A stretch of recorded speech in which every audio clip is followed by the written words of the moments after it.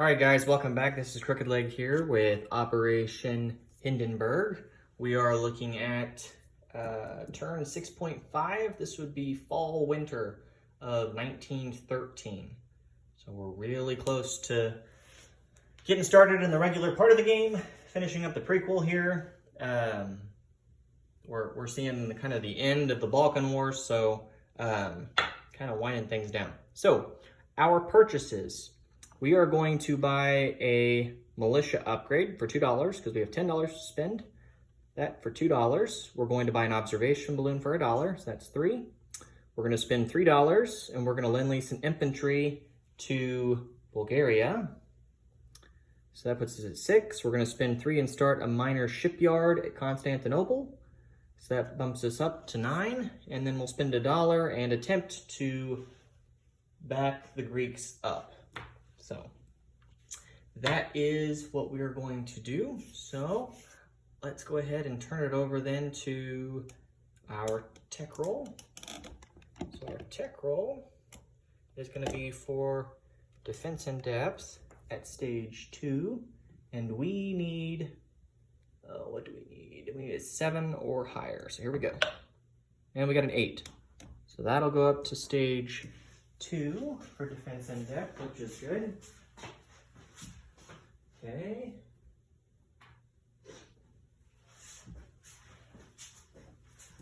All right, now we are going to roll the dice for the Greeks. So let's see if we can get the Greeks down to stage, what would it be, stage 2, down from stage 3. So here we go, we need a 2 or less. Oh, 4. It was close. Okay, so that's it for that. We have one combat move. It's going to be over here. We're going to pull what Dan did and do an attrition attack as well. And so we'll take our unit and do an attrition attack into, what is that, Central Macedonia or Macedonia? Yeah, Central Macedonia. And I think that's the only combat move that we can make. I don't think there's any others that we're even able to do. So let's go ahead and roll that. So it'll just be 1 dice at a 1. We're not gonna take our chances and do an attack or anything. Wouldn't really matter at this point anyways, given the way the prequel goes. So let's go ahead and roll that.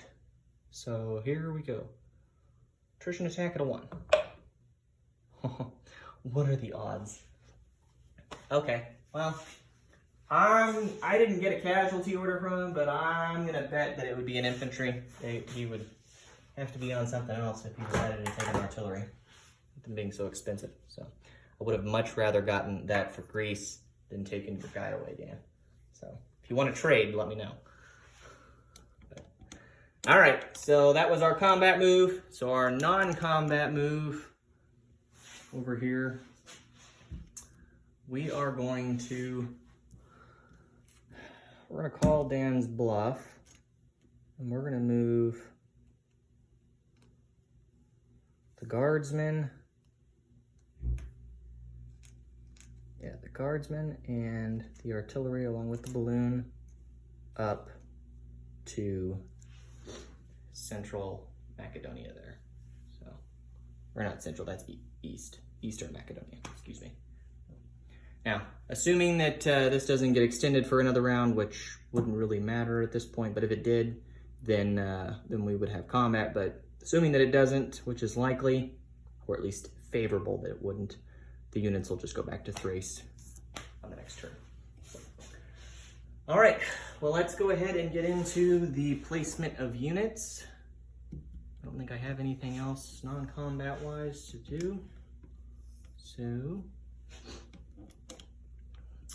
we're going to upgrade the militia in Eastern Anatolia to an infantry.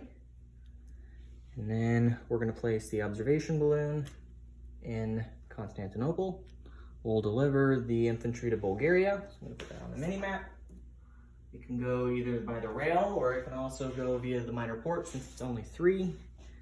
We already rolled for Greece. And then I'll put this guy on stage 2 and I'll put that construction marker there in Constantinople so we know that's where it's going. Okay. All right. I believe that does it. The Ottomans are going to still collect $10.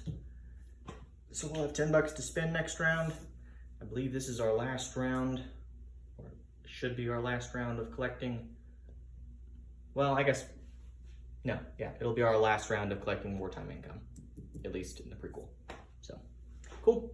All right, well, we will catch you guys next time. Thanks, guys.